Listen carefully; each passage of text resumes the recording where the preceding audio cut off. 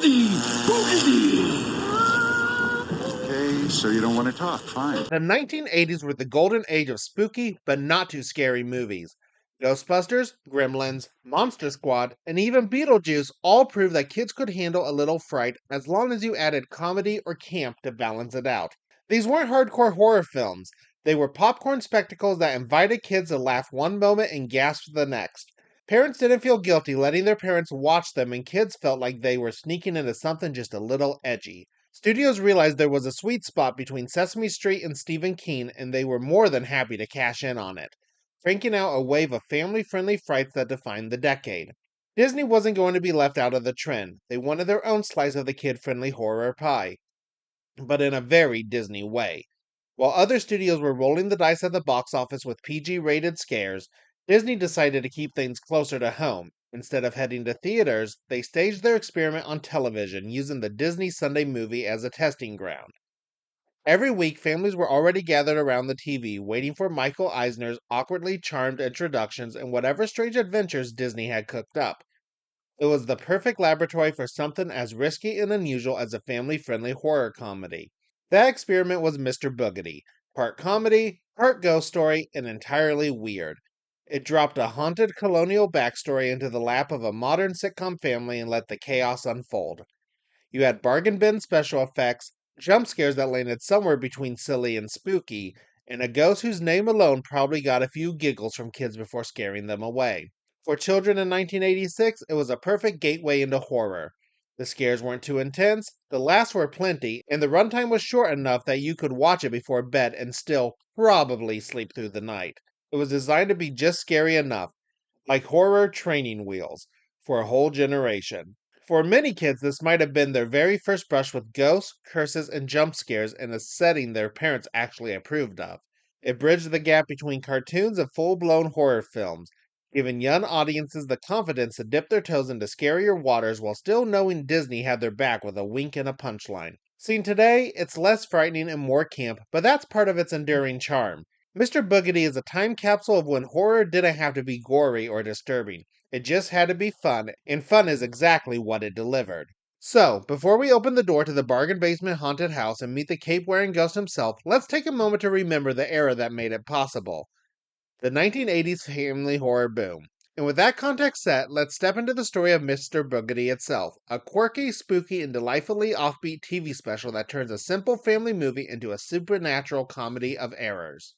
We open the movie with Jennifer complaining to her dad Carlton about moving to what she calls the middle of nowhere, already giving off major goosebumps energy. Carlton quips that it's not the middle of nowhere, it's the middle of New England, which doesn't make it any less creepy if we're being honest.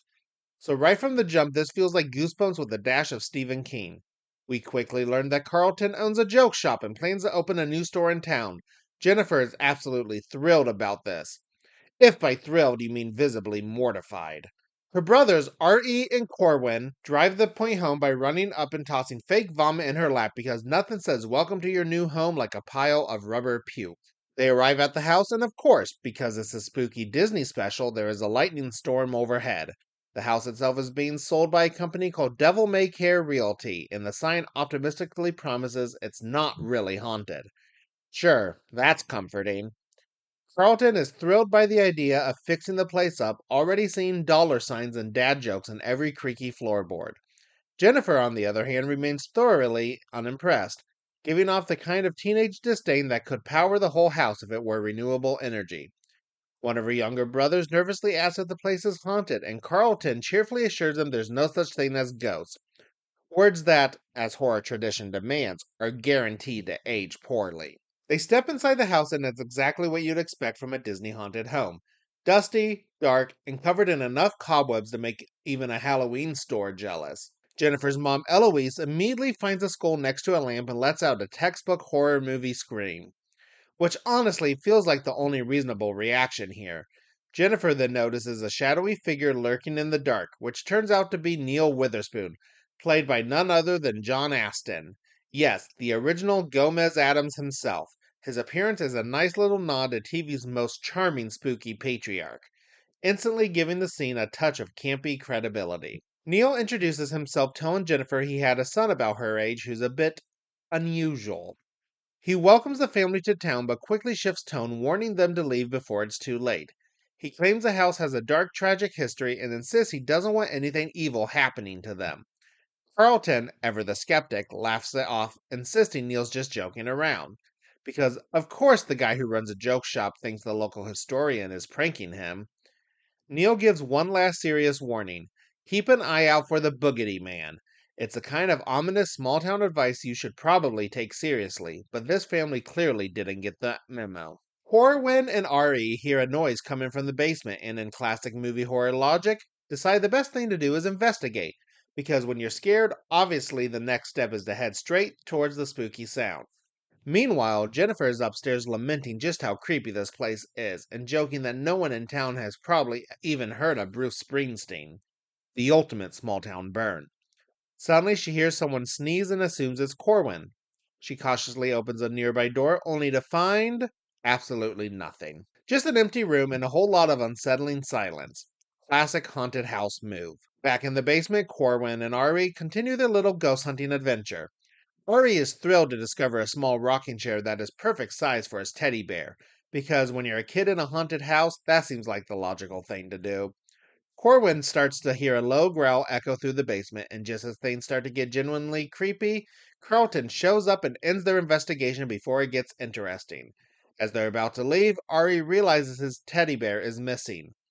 Carlton brushes it off as nothing, but as they head upstairs, the camera lingers on the rocking chair, slowly rocking back and forth on its own.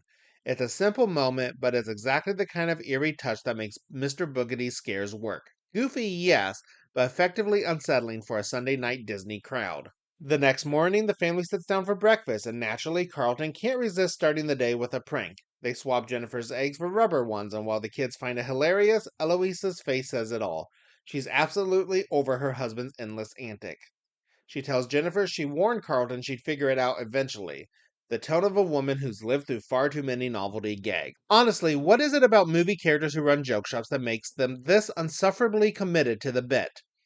Jennifer tries to steer the conversation to something a little more serious, asking if they think the house might actually be haunted. She admits she keeps hearing someone sneezing, but Eloise brushes it off as just the sound of old houses make. Carlton chimes in too, assuring her there are no ghosts, which, coming from a man who sells rubber chickens for a living, might not be the most reassuring statement. At night, Jennifer once again hears a mysterious sneezing echoing through the house. She tries to turn on the light, but of course it's not working, because why would it right when things are about to get creepy? She grabs a candle for light and heads towards Ari's room, knocking softly before opening the door. Inside, she hears unsettling laughter and spots an eerie green glow cutting through the darkness. Then, boom! She faints. Her family rushes in to find her unconscious on the floor, and when she wakes up, her mom notes that Jennifer was clicking her heels together and muttering, "There's no place like home." Because when you're terrified, channeling Dorothy is always the move. Jennifer insists she saw the Boogedy man. Carlton, ever the skeptic, swears there's no one there, but Jennifer points out the slimy green footprint smeared on the wall. Carlton, in true dad fashion, peels them off and declares that they can sell them. Forget fighting ghosts. This man's real superpower is trying to turn everything into merchandise. The next morning, Corwin and Ari wander into the kitchen only to spot the toaster shaking violently on the counter. They realize it's not even plugged in, yet it suddenly starts heating up on its own. Moments later, the sink turns itself on, the covers begin to bang open, and the kettle starts whistling like it's possessed. It's a full on kitchen poltergeist moment. Then, echoing through the chaos, they hear maniacal laughter filling the room. That's all it takes. The boys drop everything and sprint out of the kitchen faster than you can say boogedy. The kids wander around the new town trying to figure out what to do next, especially since their dad still refuses to believe in ghosts. Corwin steps up and declares it's up to them now, after all. They're the only ones who know what's really going on. They decide to do some sleuthing and head to the local historical society where they meet Neil again. Neil launches into one of those delightfully over the top local legends that every small town seems to have. He explains that 300 years ago, a group of pilgrims lived on this land. Most of them were good natured folks who liked to joke around, except for one man, William Hanover.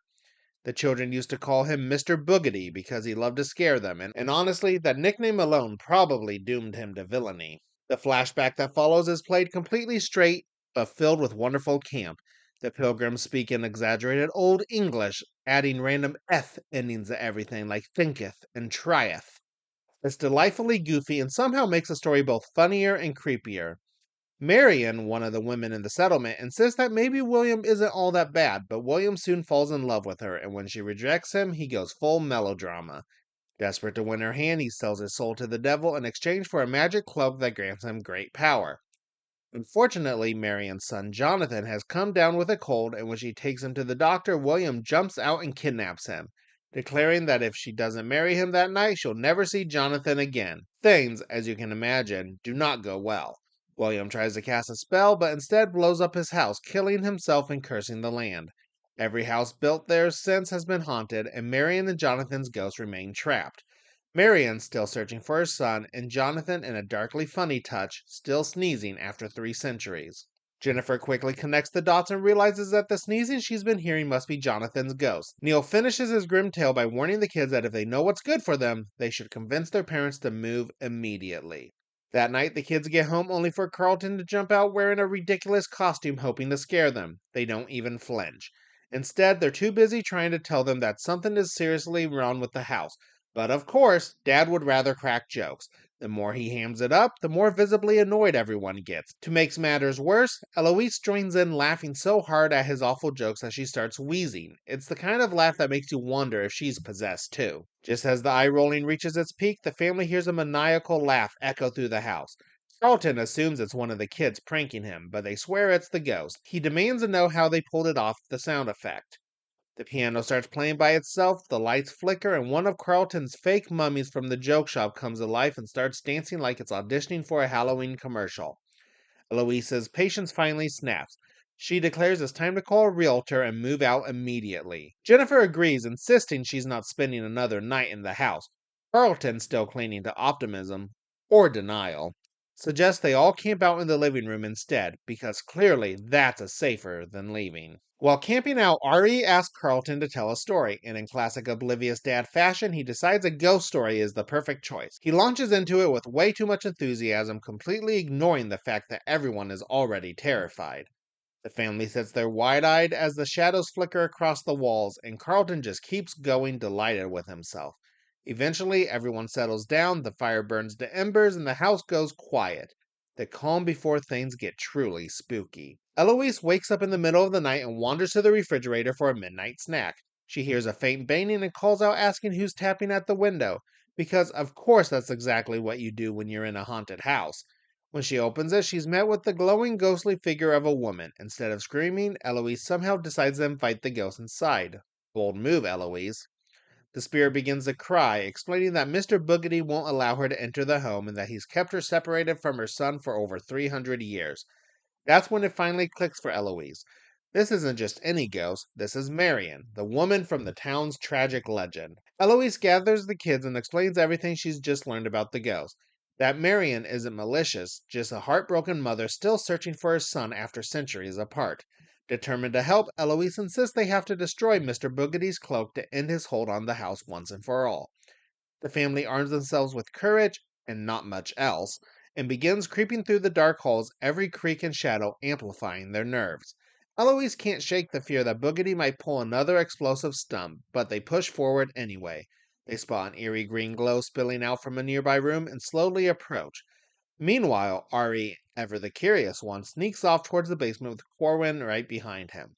Carlton tries to sound brave, knocking on the door and calls out, announcing that they're coming in. The room falls silent as they step inside and find it completely empty, the green light fading away as if the house itself is toying with them. Corwin searches the house for Ari, spotting bits of his brother's belongings scattered along the way and hearing distant screams echo through the halls. Down in the basement, Ari is locked in a tug-of-war with a ghostly boy over his beloved teddy bear. Corwin bursts in and quickly realizes who he's looking at. Jonathan, the ghost child from the legend. Jonathan sheepishly apologizes, explaining that he only took the bear because he was lonely and wanted a friend. R.E., showing surprised compassion, lets him hold the toy but warns him it's not for keeps and that he shouldn't sneeze on it either.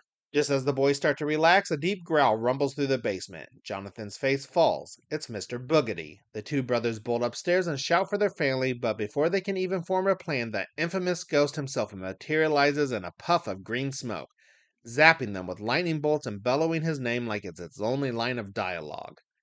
The family scrambles for ideas, and Ari grabs a handful of sneezing power. Poetic, but unfortunately useless.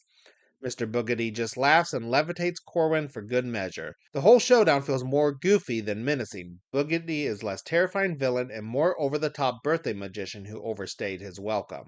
They finally turn around when the vacuum, yes, the family's vacuum, roars to life and begins chasing them around the room. In his own arrogance, Boogedy doesn't notice the hoses snagging his cloak.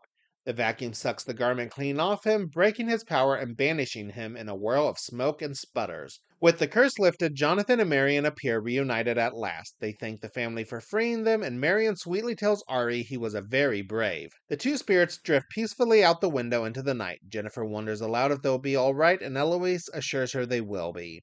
The family shares a quiet, relieved moment until a final laugh from Boogedy echoes through the house and the clown-faced vacuum winks, because of course it does. For such a short TV special, Mr. Boogedy ends up feeling surprisingly sluggish. The ghost should be the highlight, but even they can't quite save the pacing. Marion has a touch of melancholy that adds a bit of depth, but her scenes are brief and undercut by the movie's awkward tone. Jonathan the Ghost Boy is meant to be cute and spooky, but instead feels like another missed opportunity. A concept that could have been touching if the film didn't rush through it. They're fine for what they are, but the movie never gives them enough time to truly stand out. The family, meanwhile, feels like they were written for a sitcom that accidentally wandered into a haunted house. Carlton's pranks stop being funny after the first few minutes, and they never really were. And they quickly make him one of the most exhausting Disney dads ever put on screen. Eloise doesn't fare much better, laughing at every bad joke until you start to sympathize with the ghost instead. Jennifer at least feels real. Her sarcastic disbelief mirrors the audience's perfectly, and Ari provides a few genuine kids' reactions that feel authentic, but overall the family dynamic gets repetitive fast. Neil Witherspoon, played by John Astin, is easily the best thing in the movie. He injects some much needed energy and camp into every scene he's in, and it's a shame he disappeared for most of the runtime. His Addams Family charm feels like the movie could have been spooky, funny, and a little self-aware, but instead we only get flashes of that potential. And then there's Mr. Boogedy himself, who doesn't even show up until the last 5 minutes of the movie. After all that build-up, his arrival is anticlimactic at best. The special effects are distractingly bad, the glowing green aura, the lightning bolts, and the vacuum showdown all feel more like a community theater Halloween skit than a Disney production. Boogedy isn't scary or even particularly funny, he's just there. A goofy looking ghost with a booming laugh and not much else to do. Overall, Mr. Boogedy is more boring than bizarre. It has the bones of a fun, spooky Disney relic, but never commits to being scary, funny, or even especially weird. Instead, it sits awkwardly in the middle, dragging through its short runtime and saving its title character for the very end. It's not terrible, it's hard to call it good either. Just another dusty relic from Disney's experimental TV years, remembered more for its name than for anything it actually does on screen. And that's it for this ghostly misfire. So, what's next in our Halloween lineup? We're keeping the spooky season rolling with The Tower of Terror, from a made for TV ghost story to a movie inspired by one of Disney's most iconic rides. This one promises a bigger budget, a more memorable mystery, and hopefully a few more chills than Mr. Boogedy delivered. Let's open the vault.